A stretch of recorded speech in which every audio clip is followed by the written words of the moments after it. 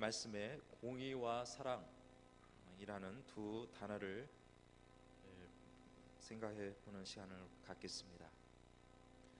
사랑과 공의가 동시에 공존할 수 있을까라는 질문을 해볼 수가 있습니다. 다시 말해서 하나님은 인간을 사랑한다고 하면서 왜 선악을 알게 하는 나무를 만드셔서 인간으로 하여금 잘 보이는 동산 한가운데에 세워 놓으셨을까? 이런 생각을 해보신 적이 있을 것입니다. 선악을 알게 하는 나무의 실과를 먹게 되면은 반드시 죽게 된다는 심판이 기다리고 있는 것입니다. 동시에 하나님은 하나님의 형상과 모양에 따라 인간을 창조하시고 심히 보시기에 좋았더라 이렇게 말씀합니다. 그런 후에 지상에서 가장 좋은 에덴 동산에서 살도록 명령하셨던 것입니다. 선악과를 만드신 하나님을 어떻게 이해할 수 있을까라는 의문을 스스로 답을 한번 찾아보시기를 바랍니다. 여기서 말씀드리려고 한 것은 죄에 대한 대가를 반드시 치르는 심판이라는 공의를 행하시는 하나님을 어떻게 사랑의 하나님이라고 이해할 수 있느냐라는 질문을 오늘 말씀을 통해서 다시 그 대답을 찾아보려고 하는 것입니다. 긍휼과 심판 어울리지 않는 관계인 것 같습니다. 그렇지만은 이 긍휼과 심판을 동시에 충족한 지혜로운 재판관을 소개하려고 합니다. 1930년도 어느 날 상점에서 일어난 사건입니다. 미국에서 그 당시에 1930년도는 대공황이 있었던 때입니다. 대공황이란 것은 모두가 직장을 제대로 찾지 못하고 또 어떤 경제의 순환이 이루어지지 않는 그 아주 어려운 시절로 생각할 수가 있습니다. 어느 상점에서 빵 한 덩어리를 훔치고 절도 혐의로 기소가 된 노인이 재판을 받게 됩니다. 판사가 이 죄수인 노인에게 질문을 합니다. 전에도 빵을 훔친 적이 있습니까? 아닙니다. 저는 처음입니다. 그러면 왜 훔쳤습니까? 저는 선량한 시민으로 열심히 살았습니다. 그러나 나이가 많다는 이유로 일자리를 찾기가 어려웠습니다. 사흘을 연속해서 굶다 보니 앞에 보이는 것도 없고 마침 빵이 보이길래 나도 모르게 그 빵을 훔치게 되었습니다. 판사는 잠시 후에 판결을 내렸습니다. 그 노인의 딱한 사정, 거기에 배석에 있는 방청객도 다 같은 공감된 생각을 하게 된 것입니다. 이 판사는 어떻게 판결을 내렸겠습니까? 이렇게 판결을 내렸습니다. 아무리 사정이 딱한다 할지라도 남의 것을 훔친 것은 잘못입니다. 법은 만민에게 평등하고 예외가 없는 것입니다. 그래서 법대로 당신에게 판결을 할 수밖에 없습니다. 당신에게 $10의 벌금형을 선고합니다. 이 노인은 돈이 없어서 빵을 훔쳐 먹었는데 $10가 어디에 있겠습니까? 방청객에서 사람들은 서로 간에 소곤소곤하며 어떻게 판사가 저렇게 매정하게 판결을 내릴 수가 있느냐라는 생각을 하고 있었던 것입니다. 판사는 논거를 계속했습니다. 이 노인은 이곳 재판장을 나가며 또다시 빵을 훔쳐 먹게 될 것입니다. 이 노인이 빵을 훔친 것은 이 노인의 책임만은 아닙니다. 이 도시에 살고 있는 우리 모두가 이 노인이 살기 위해서 빵을 훔쳐야만 할 정도로 어려운 상황임에 있음에도 불구하고 아무런 도움을 주지 못한 사회적인 책임이 있는 것입니다. 그래서 저에게도 $10의 벌금형을 내리겠습니다. 동시에 이 법정에 앉아있는 여러 시민들께서도 십시일반 50센트의 벌금형에 동참해 주실 것을 권고합니다. 그러면서 그는 자기 지갑에서 10달러를 꺼내어 모자에 담았습니다. 이 놀라운 판사의 선고에 이의를 제기한 사람이 없었습니다. 그래서 거둬들인 돈이 무려 57달러 50센트가 되었습니다. 판사는 그 돈을 노인에게 주면서 10달러는 벌금으로 제외를 하고 남은 47달러 50센트를 노인에게 주어지게 되었습니다. 이 노인은 그 돈을 받고 눈물을 글썽이며 법정을 떠나게 된 것입니다. 이 명판결을 내린 사람은 그 유명한 피오렐로 라가디아 판사였습니다. 그는 10년 동안 뉴욕에서 존경받는 인물로서 뉴욕 시장이 되었고 또 10년 동안에 그 시장 일을 잘 감당했습니다. 그런데 안타깝게도 뉴욕 시장에 재직 중에 비행기 사고로 순직을 당했습니다. 그래서 그를 기념하여 라가디아 공항이라는 이름을 지어 놓았다는 것입니다. 라가디아 판사의 판결을 할 때에 여러분들은 어떤 생각을 하셨습니까? 라가디아 판사의 입장에서 내가 어떤 판결을 내릴 수가 있겠습니까? 용서를 해준다면 공정한 재판이 무너지게 될 것이고 형평성이 사라지게 될 것입니다. 반면에 무정하게 판결을 내리면 오히려 잔인하게 만들어 더 악한 사람으로 변하게 할 뿐만 아니라 사회를 더 험악하게 만드는 요인으로 작용할 것입니다. 어느 것을 결정하기 어려운 가운데서 라가디아 판사의 판결과 행동은 아주 명쾌한 결과를 얻게 된 것입니다. 사실은 이 판사는 개인적으로는 잘못한 것은 없었습니다. 직접적으로 잘못한 것도 없고 벌금 낼 만한 일도 하지 않았습니다. 그러나 자신은 이 사회의 책임을 가진 자로서 또 사회적 책임을 지게 되므로 정의와 자비를 동시에 충족하게 하였던 것입니다. 오늘 말씀에는 다윗이 하나님께서 공의로 심판을 행하심에 대하여 찬양하고 있습니다. 다윗은 암몬 족속과 싸워서 승리를 거두고 하나님께서 승리를 주신 은혜에 감사의 찬양을 드리고 있는 것입니다. 다윗은 전쟁의 승리가 여호와 하나님 앞에 있음을 확신하였고 또 하나님께서 자신을 통하여 대적들의 죄악에 대한 심판을 행하신 것임을 인식하고 있었습니다. 하나님은 공의로 심판하십니다.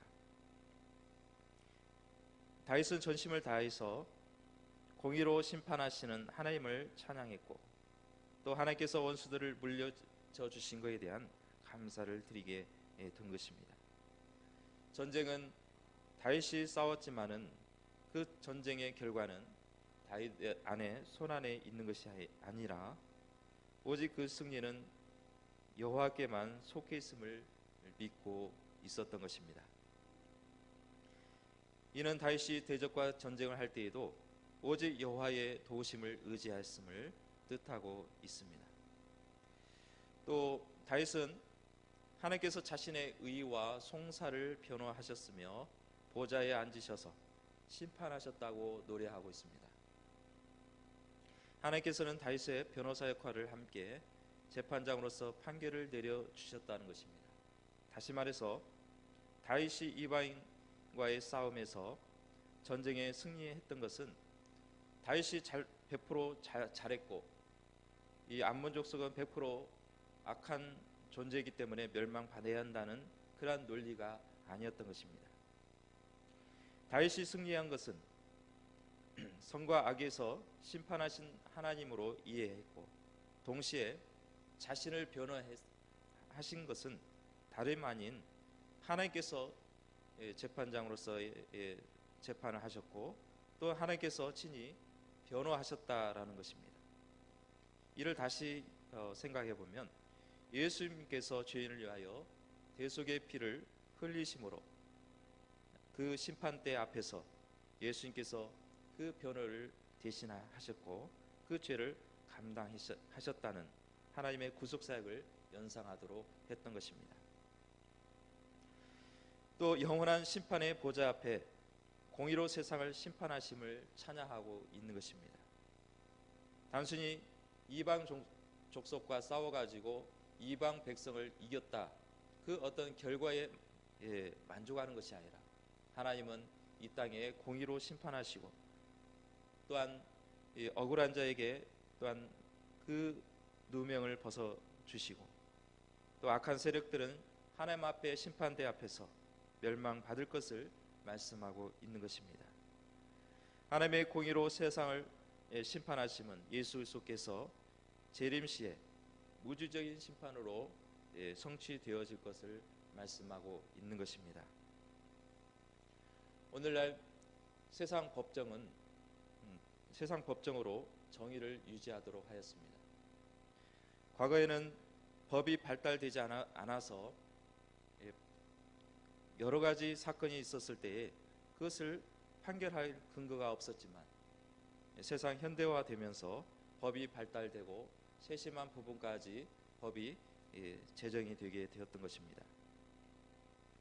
이처럼 하나님은 하나님의 공의로 심판하시지만 또 사회를 세상 법정을 통해서 정의를 유지하도록 인도하고 있는 것입니다. 먼저는 이 공의와 정의에 대한 단어를 비교를 해보려고 합니다. 이 공의와 정의에 대한 그 단어를 보면은 비슷한 것 같고 유사한 것 같습니다. 그러나 분명하게 차이점이 있습니다. 제가 신학교를 다닐 때 어떤 모 교수의 강의를 들으면서 강의 첫 시작하기 전에 이 공의와 정의에 대한 개념을 간단하게 설명한 것을 들었습니다.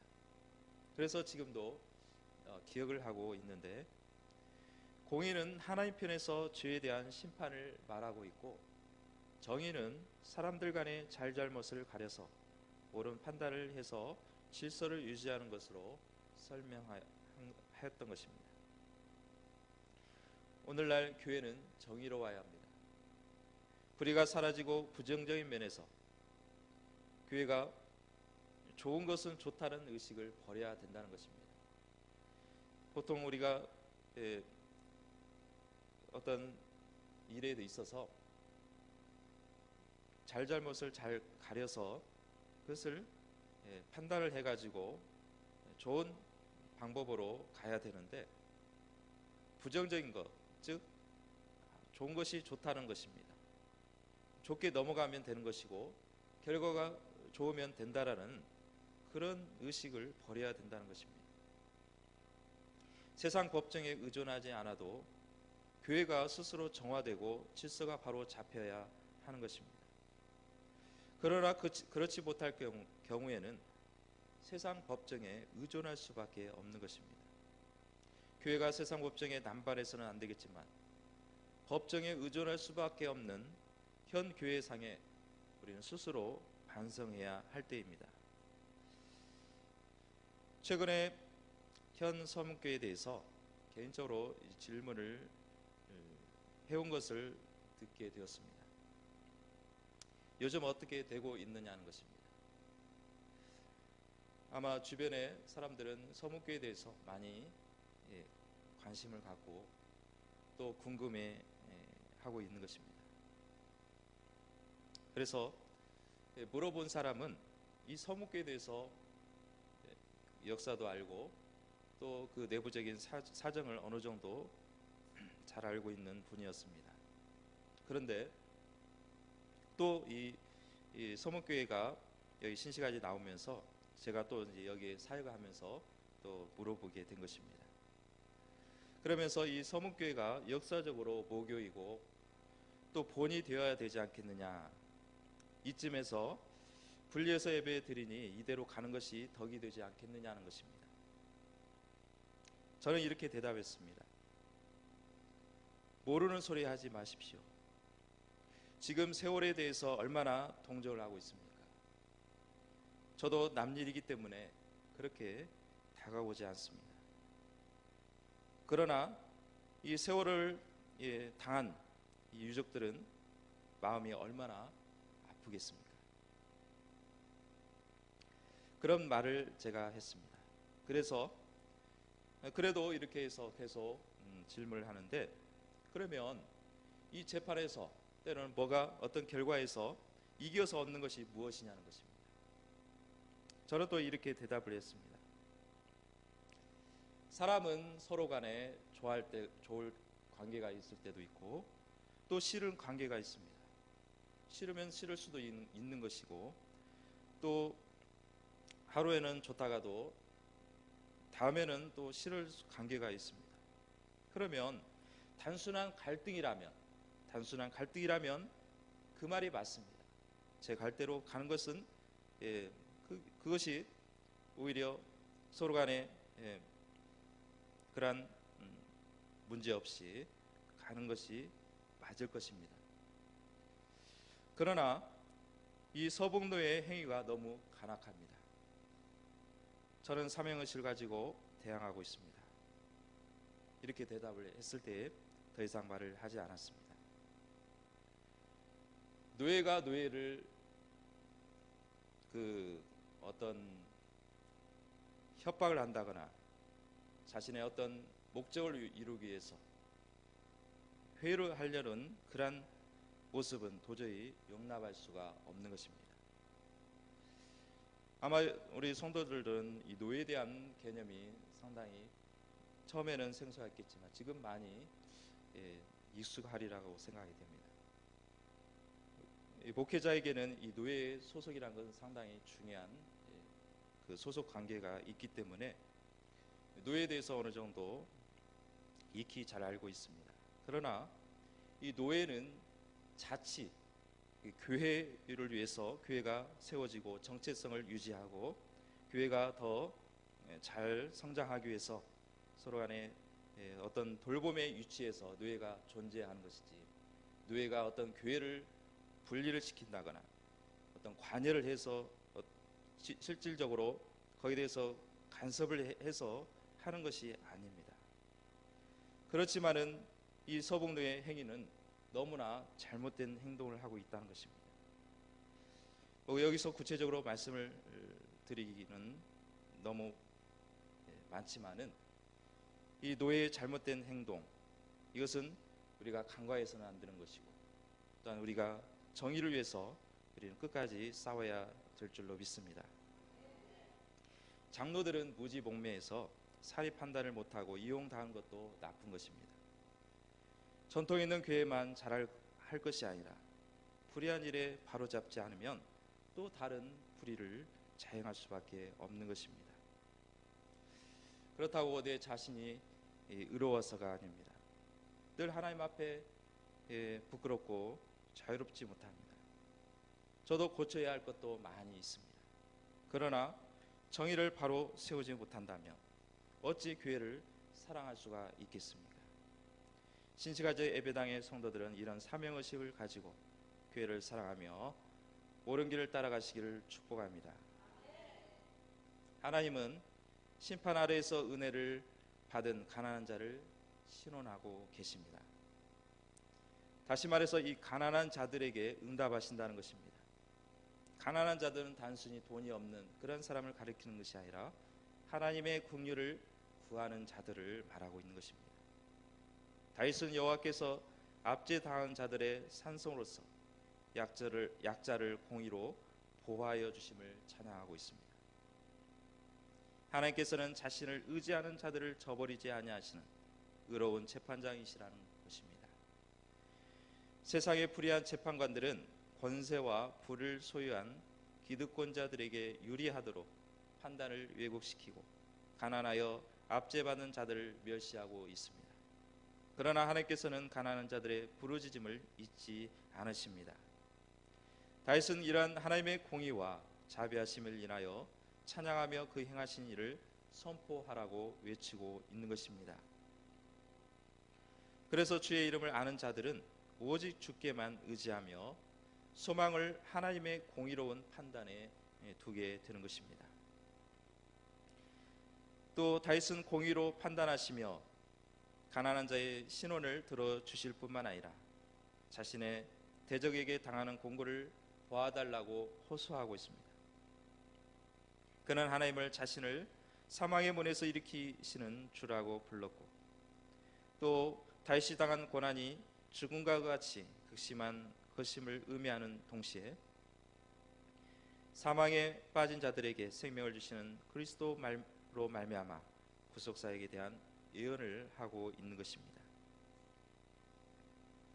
다윗이 찬양하고 있는 하나님이 어떠한 분임을 잘 가르쳐주고 있습니다. 하나님은 거룩하시고 또 사랑 많으시고 또 자비롭고 신실하신과 동시에 공의로우신 분이라는 것을 말씀하고 있는 것입니다. 하나님의 사랑은 죄를 용서하고 회개하는 죄인에게는 긍휼을 나타내지만 하나님의 거룩과 공의는 죄를 심판하신다는 것입니다. 인간은 이런 서로 상반된 감정을 이해할 수 없게 하나님을 향해서 의심을 가지게 됩니다.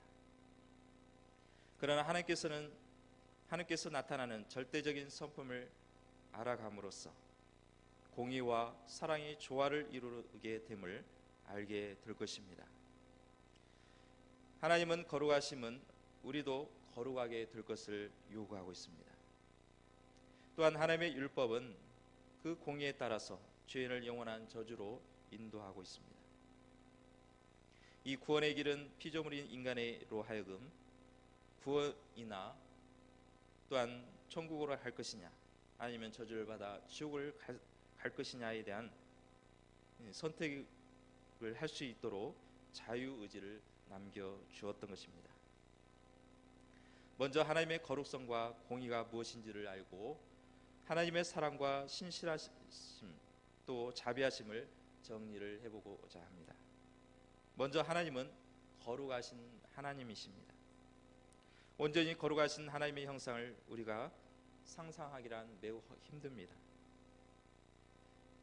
그렇지만은 하나님께서 죄를 얼마나 싫어하시고 죄를 보시지 않는 그러한 분이심을 성경에서 잘 설명하고 있습니다. 하나님의 아들이신 예수님께서 십자가에 짊어지셨을 때는 이것은 예수님의 죄로 인해서 십자가에 짊어지신 게 아닙니다. 십자가에 짊어지신 그 예수님은 우리의 모든 죄를 다 뒤집어 씌움을 받아서 그 죄를 다 받아가지고 우리 죄 때문에 죽임을 당하게 되신 것입니다. 그래서 십자가상의 7가지의 말씀을 하셨는데 그 중에 하나님 앞에 외치기를 이렇게 외칩니다. 엘리 엘리 라바 사박다니. 이를 해석한다면 나의 아버지 나의 아버지 어찌하여 나를 버리셨나이까 라는 외침입니다. 어떻게 하나님께서 예수님을 버릴 수가 있겠습니까? 하나님의 아들이시고 또한 이 우주 만물의 주님이 되시는 예수님을 어떻게 버릴 수가 있겠습니까? 그 당시에는 예수님을 버린 것은 예수님의 모든 죄를 다 뒤집어 쓴 그 예수님을 그 죄를 통해서 버림을 받게 되었다라는 것입니다.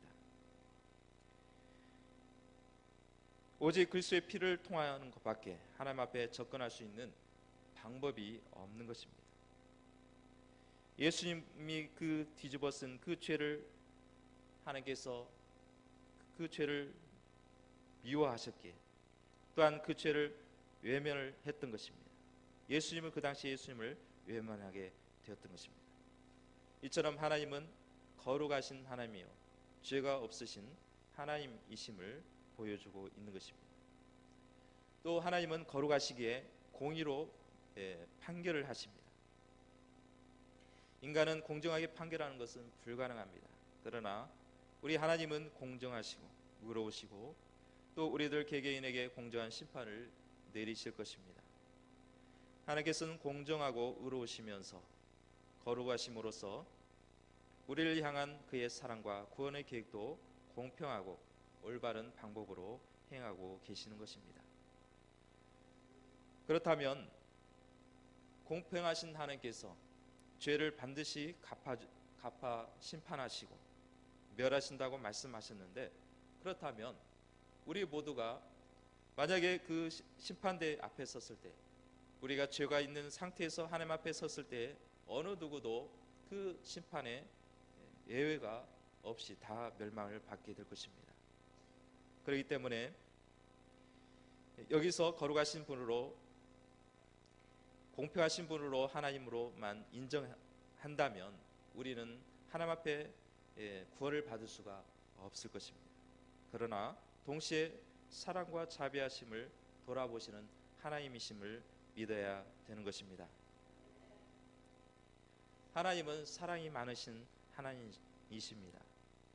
요한일서 4장 8절에는 사랑하지 아니하는 자는 하나님을 알지 못하나니 이는 하나님은 사랑이심이라라고 말씀하고 있습니다. 성경 전체는 하나님을 누구라고, 어떤 분이라는 것을 두 자로 표현을 한다면 사랑이라고 표현을 하고 있는 것입니다. 사랑한다, 사랑이라는 명사의 의미도 있고 사랑한다라는 동사가 있습니다.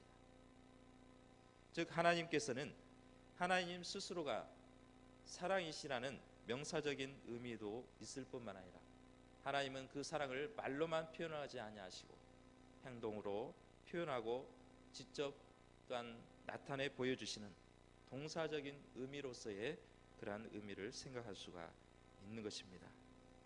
하나님의 사랑은 죄인과 원수까지도 사랑하고 계시는 것입니다.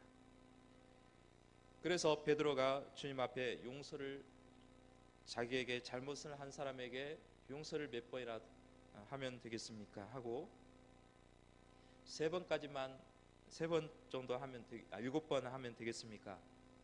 이것은 가장 그 용서가 가장 많이 그것을 표현을 한 것입니다.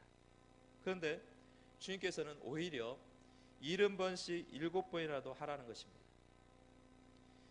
70번씩 7번이라고 하면 그러면 490번을 딱 생각을 해서 490번까지는 용서해주고 491번째는 용서하지 않아도 되는구나 라고 생각하는 것은 아닙니다. 이것은 무한적인 용서를 말하고 있습니다. 다시 말해서 하나님은 용서할 수 없는 죄인 나를 용서하신 분이라는 것입니다. 도저히 용서받을 수 없고 용서의 대상이 될 수 없는 우리들을, 나를 하나님께서는 긍휼하심으로 우리를 사랑하심으로 용서해 주신 줄로 믿습니다. 또 하나님은 신실하신 분이시다라는 것입니다. 고린도전서 1장 9절에 너희를 불러 그의 아들 예수 그리스도의 우리 주와 더불어 교제하게 하시는 하나님은 미쁘시도다라고 말씀하고 있습니다.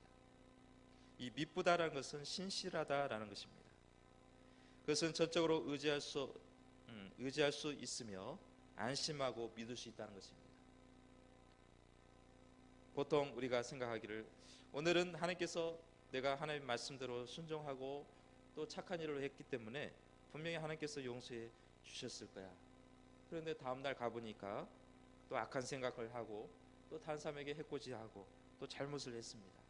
그러면 하나님께서 나에게 어제는 용서했지만 오늘은 용서할 수가 없을 거야. 나는 용서받을 수 없을 거라고 생각할 수가 있습니다. 이것은 인간적인 생각입니다. 하나님은 미쁘다는 것은, 신실하다는 것은 오늘 죄를 용서해 주셨다면 내일도 변함없이 또 주님이 오시는 그날까지 우리를 용서해 주시고 또 우리를 사랑으로 대해 주신다는 것입니다.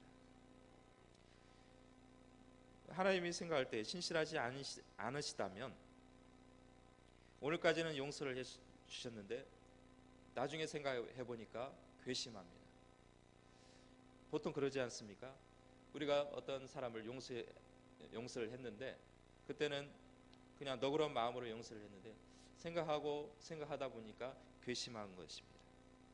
그래서 그러한 괘씸함이 마음에 나와서 그 사람을 용서하지 않을 수가 있습니다. 인간인지라 그럴 수가 있습니다. 그러나 하나님의 신실하심은 변하지 않는다는 것입니다.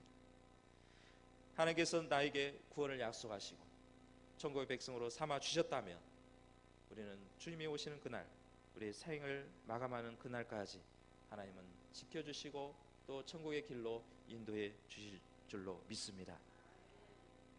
또 하나님은 자비로우시다라고 말씀하고 있습니다. 자비로움은 어떤 것입니까? 긍휼을 베풀어 주시고 또 불쌍한 자를 도와주시는 그러한 하나님이심을 보여주고 있습니다. 이는 어떤 기독교인, 예수 믿는 사람에게만 해당되는 것이 아닙니다.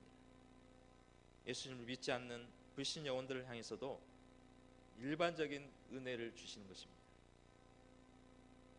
만약에 비가 오지 않다가 여기는 기독교인이 가는 밭이고 여기는 불신 영혼이 가는 밭입니다. 이것도 악한 사람입니다. 너무나 아주 악독한 사람입니다. 그렇다면 하나님께서 기독교인, 예수 믿는 사람만 한다면 예수 믿는 사람에게만 비를 내려주고 악한 사람에게는 또 악독한 사람에게는 비를 내리지 말아야 되는 것인데 하나님은 동시에 은혜를 베풀어 주신다는 것입니다. 그것은 일반적인 은혜입니다. 누구나 다 악인과 선인에게 다 베풀어주는 하나님의 자비로우심을 보여주고 있는 것입니다. 그래서 마태복음 5장 45절에 보면은 하나님이 그 해를 악인과 선인에게 비추시며 비를 의로운 자와 불의한 자에게 내려주심이라고 말씀하고 있는 것입니다. 이처럼 하나님께서는 공의롭고 또한 거룩하신 분임과 동시에 사랑을 베풀어 주시고 또한 신실하시고 자비로우신 분이심을 말씀하고 있습니다. 결론입니다. 하나님께서 어떻게 동시에 사랑하시면서 거룩함을 요구할 수 있습니까? 또 죄인에게 어떻게 자비롭고 공의로울 수가 있겠습니까? 여기에 대한 대답입니다. 이 대답은 십자가에 짊어지신 갈보리 산 위에까지 끌어와야 되는 것입니다. 인간은 하나님의 공의로우심에 따라서 죄인을 심판함으로써 영원한 죽음을 당해야 됩니다. 거룩한 천국의 죄인의 모습으로 들어갈 수가 없는 것입니다. 그러나 하나님은 긍휼을 베풀어 주셨습니다. 용서해 주셨습니다. 죄의 대가를 치르시고 용서해 주신 것입니다. 그 죄의 대가는 하나님의 독생자 아들 예수님을 갈보리산의 십자가에서 아낌없이 내어 주셨던 것입니다. 우리는 하나님의 공의를 닮아야 되는 것입니다. 정의를 위해서 외치며 불의와 맞서 싸워야 하는 것입니다. 동시에 우리는 예수님의 사랑으로 감싸 안아야 되는 것입니다. 긍휼을 입은 자로서, 은혜를 받은 자로서 거룩한 하나님의 뜻을 이루어가는 저와 여러분 되시기를 주님의 이름으로 축복합니다.